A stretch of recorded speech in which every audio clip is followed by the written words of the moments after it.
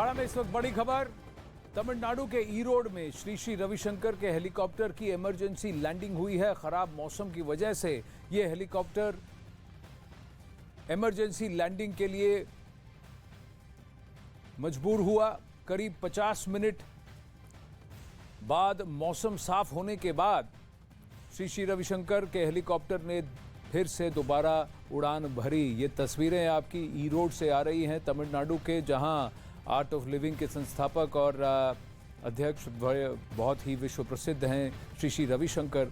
उनके हेलीकॉप्टर को emergency landing करनी पड़ी। ख़राब मौसम की वजह से आप कोहरा देख सकते हैं। फिर मौसम साफ होने के बाद करीब 50 मिनट के इंतज़ार के बाद हेलीकॉप्टर ने फिर उड़ान भरी।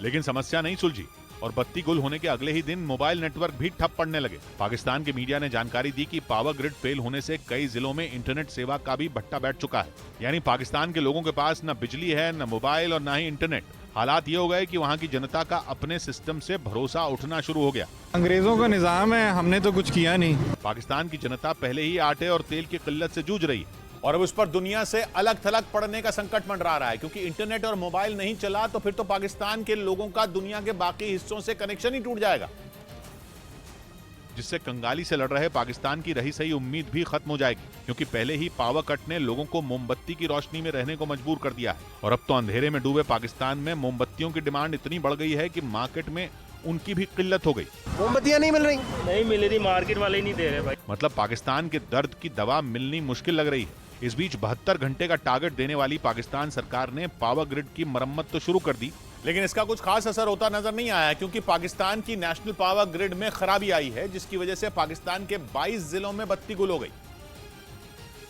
जो 24 घंटे के बाद भी वापस नहीं आई। नतीजा यह हुआ कि इस्लामाबाद, कराची, लाहौर, रावलपिंडी और मुल्तान समेत 22 शहरों में अंधेरा छाया रहा और वहां रहने वाले करीब 22 करोड़ लोग परेशान रहे। रही सही कसर मोबाइल टावर की सेवा बंद होने से पूरी हो गई, क्योंकि बिजली संकट ने पाकिस्तान की टेलीकॉम इंडस्ट्री की कमर ही तोड़ दी। फिलहाल वहां के कई मोबाइल नेटवर्क पावर बैकअप पर चल रहे हैं, लेकिन ये समस्या का स्थायी समाधान नहीं है, क्योंकि जल्द ही मोबाइल कंपनियों का पावर बैकअप खत्म हो जाएगा और पाकिस्तान की एक बड़ी आबादी के मोबाइल बंद हो जाएंगे। इस बीच टीम इंडिया के कप्तान रोहित शर्मा ने 3 साल बाद वनडे क्रिकेट में शतक जमाया। उन्होंने न्यूजीलैंड के खिलाफ तीसरे मैच में 85 गेंदों पर 101 रन बनाए, जो रोहित शर्मा के वनडे करियर का 30वां शतक है। इसी के साथ सबसे ज्यादा शतक बनाने के मामले में उन्होंने रिकी पॉन्टिंग की बराबरी कर ली। रोहित शर्मा को इस शतक के लिए 17 पारियों का इंतजार करना पड़ा। उधर जेडीयू में अपनी पार्टी का विलय करने वाले उपेंद्र कुशवाहा ने नीतीश कुमार के खिलाफ मोर्चा खोल दिया और खुलकर कहा कि नीतीश कुमार कमजोर हो रहे हैं। यानी बीजेपी नहीं बल्कि नीतीश के अपने सहयोगी ने उन्हें कमजोर कहा, जबकि कुछ दिन पहले तक खबर थी कि नीतीश उपेंद्र कुशवाहा को बिहार का दूसरा डिप्टी सीएम बना सकते हैं। लेकिन ऐसा नहीं हुआ। उल्टा उपेंद्र कुशवाहा ने खुलेआम नीतीश कुमार को कमजोर बोल दिया। हाल के दिनों में जिस तरह से नीतीश जी कमजोर हुए हैं, जनता दल यूनाइटेड कमजोर हो रहा है। अपनी इस प्रेस कॉन्फ्रेंस में कुशवाहा ने एक बार नहीं बल्कि कई बार नीतीश को कमजोर कहा। हालांकि उन्होंने इसका ठीकरा आरजेडी पर फोड़ने की कोशिश की, लेकिन उनकी बातें सुनकर लग गया कि उनका असली टारगेट नीतीश है, जिसका अंदाजा नीतीश को भी हो गया, क्योंकि कुशवाहा से जुड़े सवाल का जवाब उन्होंने गुस्से में दिया। वो कुछ आजकल बोल रहे हैं, जो मर्जी बोले, हमको कोई लेना देना नहीं। मतलब यह कि बीजेपी से रिश्ता तोड़कर नीतीश ने जिससे भी रिश्ता जोड़ा उसने उन पर हमला कर दिया, जिससे बीजेपी का काम आसान होता नजर आया।